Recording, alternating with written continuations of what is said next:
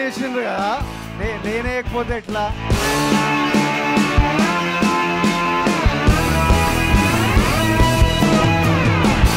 కథ విన్న 15 నిమిషాల్లోనే నువ్వు ఓకే చేశా.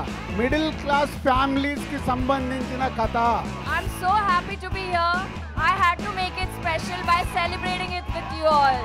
మన నుంచి ఓ స్టార్ వస్తే ఎట్లుంటది అలాంటి సినిమా.